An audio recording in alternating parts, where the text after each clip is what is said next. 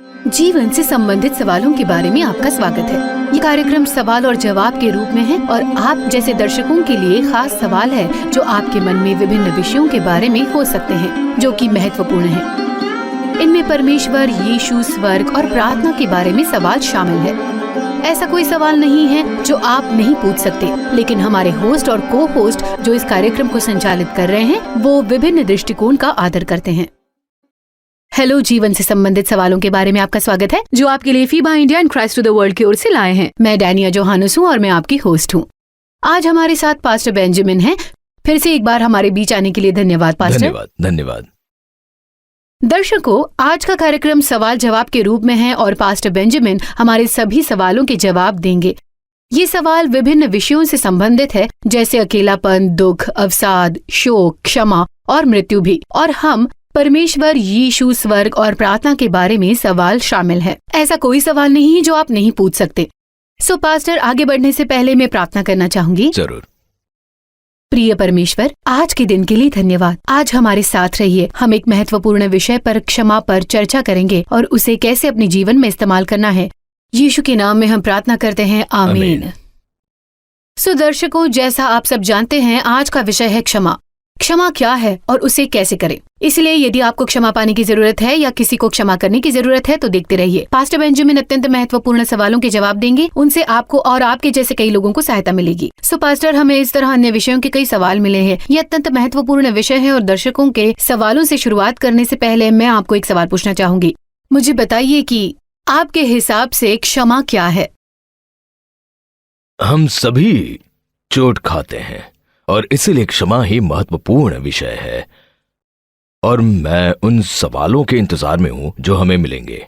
अब क्षमा अपराध करने वालों को और अपराध को भी छोड़ देने की इच्छा है और उस सारी कड़वाहट छोड़ने के लिए तैयार होना जो आपके मन में आ गई है और सच्चे मन से दूसरे व्यक्ति को भी छोड़ देना है और बदला नहीं लेना है। मेरा मानना है कि यही क्षमा है। धन्यवाद पास्टर।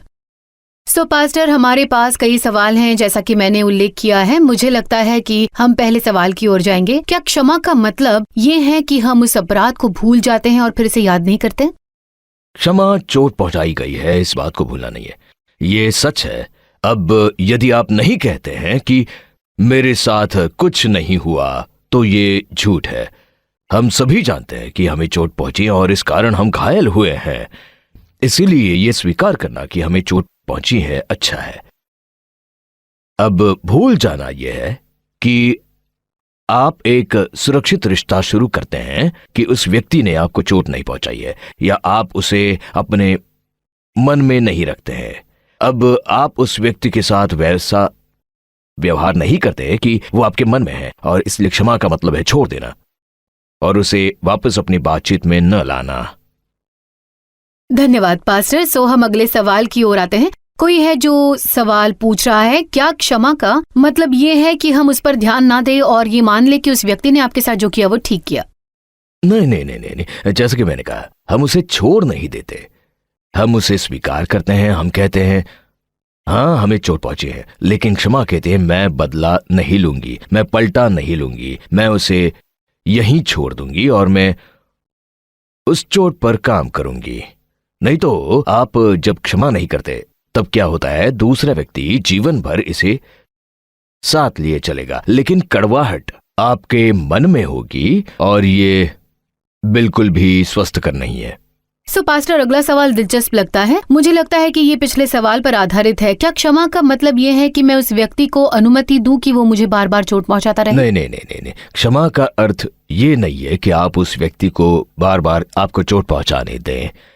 दूसरे व्यक्ति को ये जानने की जरूरत है कि उसके द्वारा आपको चोट पहुंची है और उसी समय आप उसके साथ व्यवहार करने के विषय में सावधान रहें। इसलिए पास्टर, आपके जवाब से संबंधित कई सवाल होंगे, लेकिन मुझे लगता है कि हमें अब आगे बढ़ना चाहिए।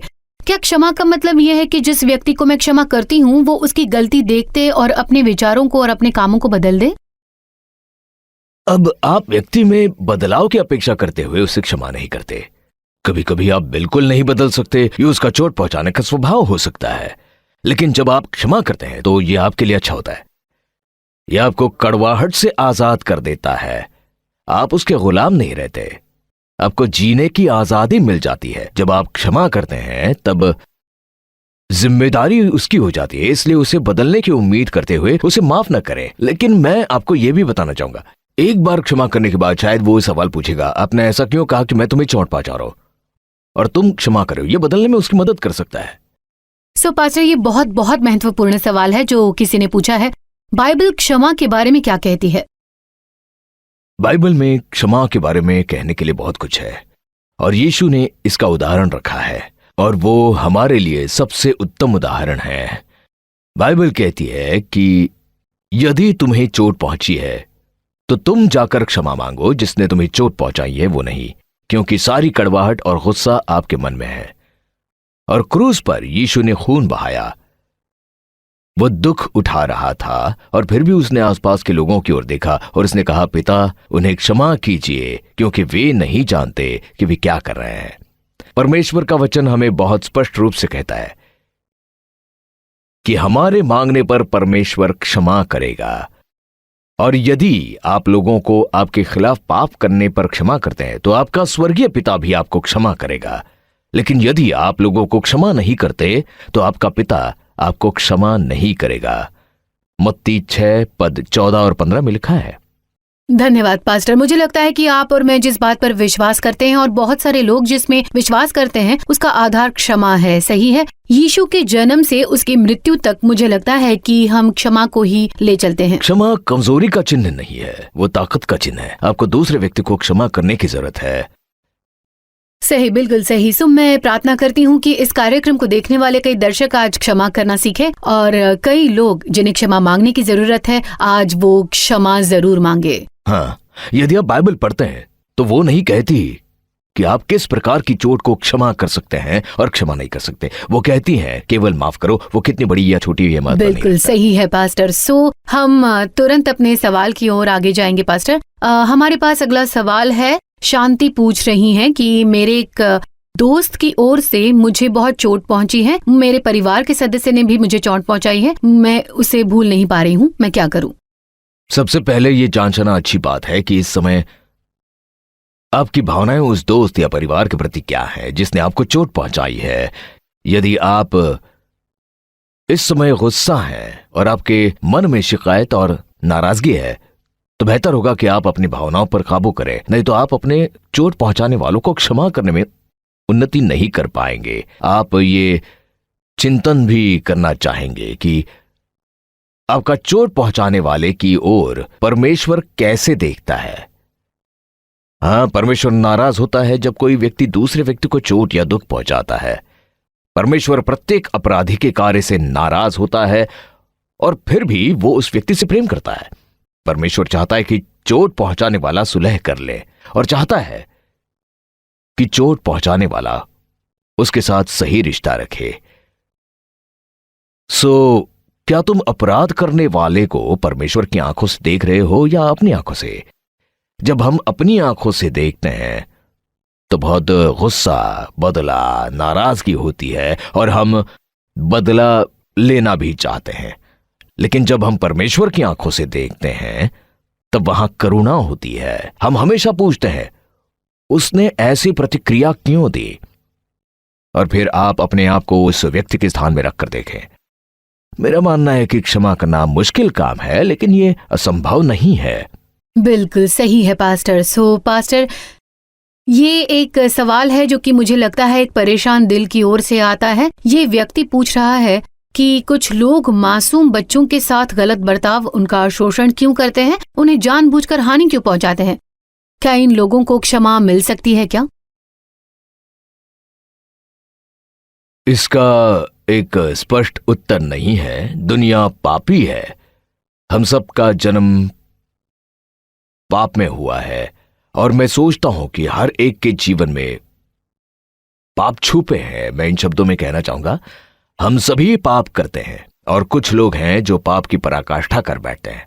अब वो ऐसा क्यों कर रहा है, इसका कारण उसका अधर्मी हृदय है और हृदय परमेश्वर की ओर क्रोध रखता है, परमेश्वर के प्रति अनाज्ञाकारी है। ऐसा दिल जिसका संपर्क परमेश्वर से टूट चुका है और मुझे लगता है यही कारण है कि इतनी हिंसा, शोषण, नफरत है, और खासकर जब लोग दूसरों की जरूरतों के प्रति असंवेदनशील हो जाते हैं। उम्र मायने नहीं रखती, वे केवल अपनी स्वार्थपूर्ण इच्छाओं को पूरा करना चाहते हैं।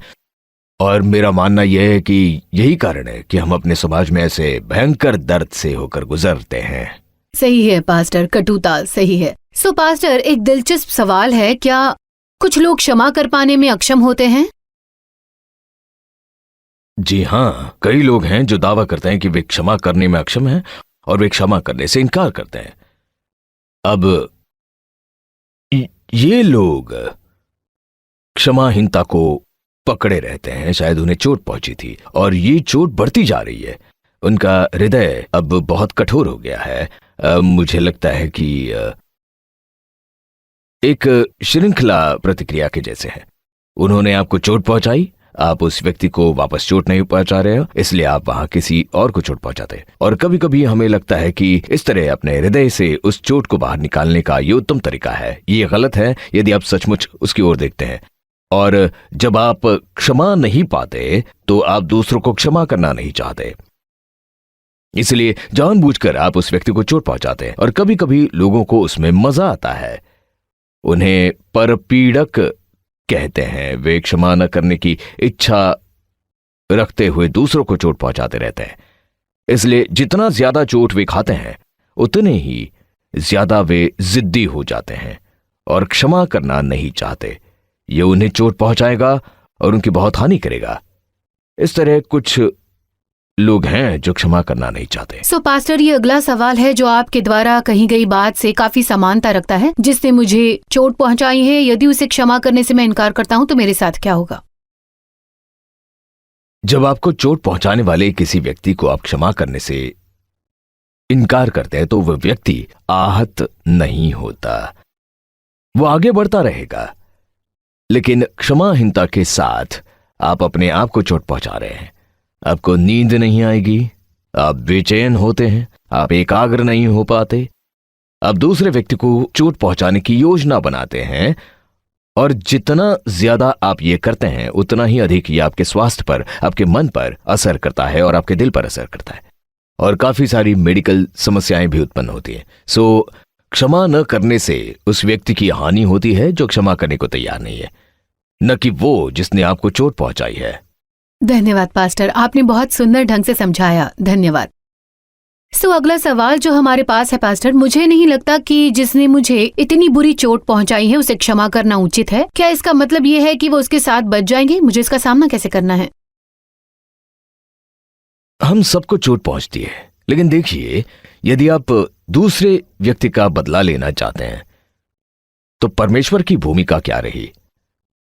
उसे परमेश्वर पर छोड़ दीजिए। यदि आप चाहते हैं कि परमेश्वर दूसरे लोगों के जीवन में काम करें, यहां परमेश्वर कुछ नहीं कर सकता। लेकिन यदि आप चाहते हैं कि परमेश्वर आपको चंगा करें, यदि परमेश्वर आपको बनाना चाहता है, तो उसके पास ऐसा करने का अपना तरीका है। चाहे वो व्यक्ति उससे बच निकले तो यह कानून के हाथ में छोड़ दो, परमेश्वर उसे उसके अपने समय में पश्चाताप के स्थान पर ले आएगा। लेकिन आपकी ओर से उत्तम बात यह है कि आप उस व्यक्ति को छोड़ दें और क्षमा करें। आप देखेंगे कि काफी बदलाव है। जब आप बदलाव मन में रखते हैं तो आप अपने आप से खुश नहीं होते, आप अपने परिवार का आनंद नहीं ले सकते, आप तनाव से होकर गुजरते हैं, आप गुस्सा रहते हैं, आप चिड़चिड़े हो जाते हैं, आप अपना गुस्सा हर किसी पर निकालते हैं। दूसरा कोई नहीं जानता कि आप क्यों चिड़े हैं, लेकिन मूल कारण, मूल समस्या यह है कि आप क्षमा करने के लिए तैयार नहीं है। उस व्यक्ति को छोड़ दीजिए, परमेश्वर को उसे कानून के हाथ में छोड़ने दीजिए। हम अगले सवाल की ओर बढ़ते हैं पास्टर, जो फ्रीडा ने पूछा है। मैं समझती हूँ कि ये मेरा अपना निर्णय है कि मैं उस व्यक्ति को जिसने मेरे साथ गलत किया है उसे क्षमा करूं या ना करूं। दूसरा कोई मेरे लिए ये फैसला नहीं ले सकता। क्या ये सही है? बिल्कुल सही है। कोई भी आपको दूसरे व्यक्ति को माफ करने के लिए जबरदस्ती नहीं कर सकता। ये दिल से आना चाहिए। भले ही वे आप पर जबरदस्ती करे, लेकिन उस व्यक्ति के लिए आप कह सकते हैं माफ कीजिए। लेकिन दिल में ऐसा नहीं है।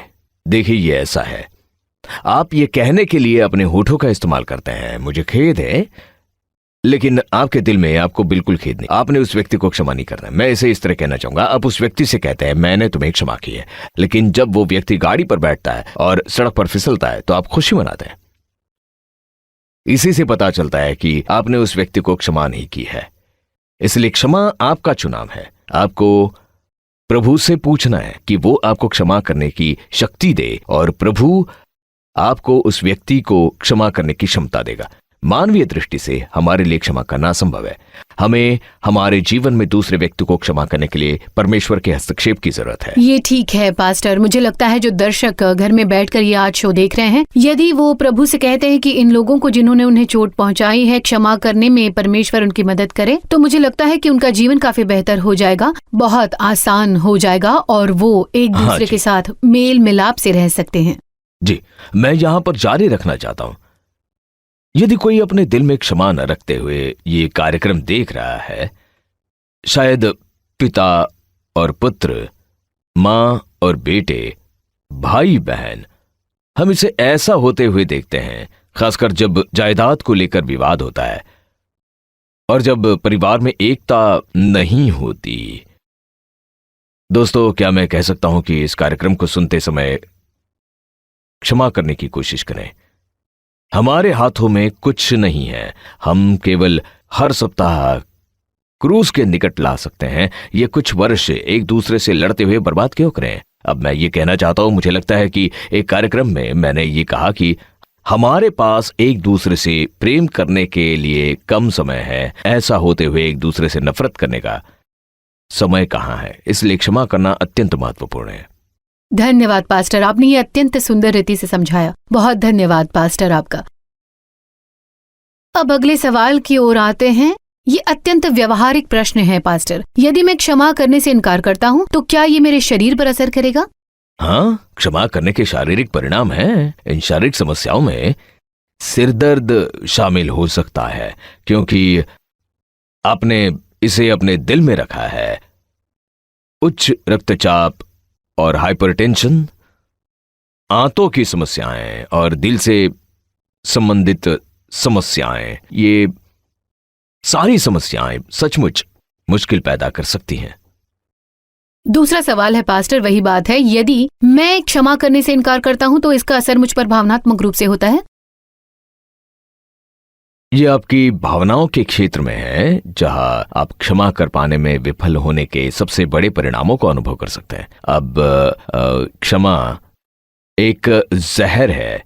ये हमारे दिल को और मन को कड़वाहट से जहरीला बनाता है और जीवन के प्रति अपने पूरे नजरिए को बिगाड़ देता है। मैं इस तरह कहना चाहूंगा, जब आप उस समय चोट खाते हैं, आप नाराज होते हैं, लेकिन कुछ सप्ताह बाद जब क्षमाहीनता होती है, बिना आपके जाने आप केवल रोते हैं, लेकिन इसका संबंध उस बात से है। दूसरी बात, जब आपका निकट मित्र आपके पास आकर आपसे बात करता है तो आपको लगता है कि वो व्यक्ति भी आपको चोट पहुंचा रहा है। सो ये मानो रंगीन चश्मा पहनकर अपने चारों ओर देखने के समान है। सब कुछ उसी रंग का दिखाई देता है। इसका कारण केवल यह है कि आपने क्षमाहीनता के चश्मे को पहन रखा है और उसका आप पर भावनात्मक असर होता है। जैसा कि मैंने कहा, आप सो नहीं पाएंगे, आप अपने दोस्तों के साथ बात नहीं कर पाएंगे, आप एकाग्र नहीं हो पाएंगे, भूख नहीं लगेगी, परिवार में गड़बड़ी होगी, स्वस्थ रिश्ते नहीं होंगे और आप लोगों से दूर होना चाहेंगे। इसलिए मुझे लगता है जब आप ये सुनते हैं तो आपको पूछने की जरूरत है, क्या मैं इन लक्षणों को अपने खुद के जीवन में देख रहा हूं? खुशी नहीं है। क्या आपने कुछ लोगों को पैदा होते हुए, काम पर जाते हुए या उस स्थान पर जाते हुए देखा है जहां वे बिना मुस्कुराहट लिए जाते हैं, वे बिना मुस्कुराहट के वापस आते हैं? कैसी बर्बादी, पूरा दिन चला गया। मैं कहता हूं आनंद बनाएं, आसपास देखें। परमेश्वर ने हमारे लिए आनंद बनाने के लिए सृष्टि उत्पन्न की है। कड़वाहट, क्षमाहीनता, गुस्सा, ये सारी बातें व्यक्ति के चेहरे से मुस्कुराहट को छीन सकती हैं। धन्यवाद पास्टर, आपने क्षमाहीनता के विषय में एक अत्यंत महत्वपूर्ण बात कही है। अब हम अगले सवाल की ओर बढ़ रहे हैं और ये भी अत्यंत ईमानदार लगते हैं। मैंने अपने जीवन में दूसरों से बहुत चोटें खाई हैं और अब मैं ऐसे स्थान पर आ पहुंचा हूँ कि मैं विश्वास नहीं करता कि मैं किसी को क्षमा कर सकता हूँ। क्या व्यक्ति ऐसे स्थान में पहुंच सकता है जहाँ पर वो क्षमा ना कर पाए? ये संभव है। आप ऐसे स्थान में आ सकते हैं जहां पर आप बहुत अधिक चोट खाए हुए हैं, आपके बचपन से, आपकी जवानी से, आपकी बीच की उम्र से। एक वरिष्ठ नागरिक के रूप में आपने केवल चोट और चोट और चोट ही खाई है। हम इतनी लंबी उम्र नहीं जिएंगे। मैं कहता हूं, चोट को आपके जीवन में परमेश्वर के उद्देश्य को नष्ट करने न दीजिए।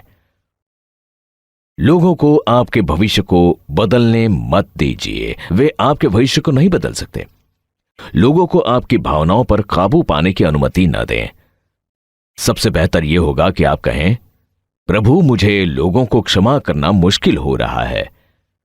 जिस क्षण मैं उन्हें देखता हूं, मुझे याद आता है कि उन्होंने मेरे साथ क्या किया। परंतु बाइबल में यूसुफ के विषय में एक पद देखें। उसने अपने भाइयों की ओर देखा और कहा, आपने तो मेरी बुराई की योजना चाही थी, लेकिन परमेश्वर ने दूसरी बात चाही।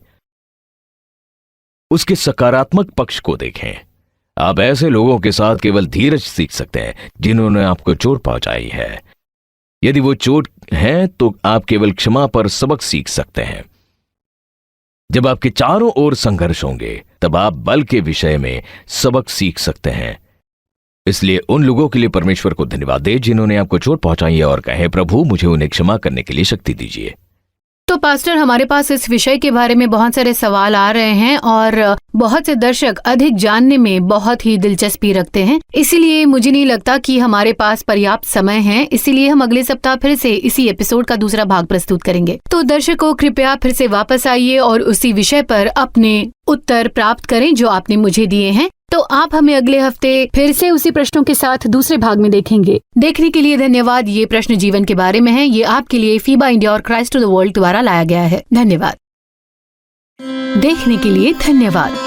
यहोवा तुझे आशीष दे और तेरी रक्षा करे। यहोवा तुझ पर अपनी मुख का प्रकाश चमकाए और तुझ पर अनुग्रह करे। यहोवा अपना मुख तेरी ओर करे और तुझे शांति दे। आप मोबाइल पर और व्हाट्सएप क्रमांक 8448877757 पर हम तक पहुंच सकते हैं।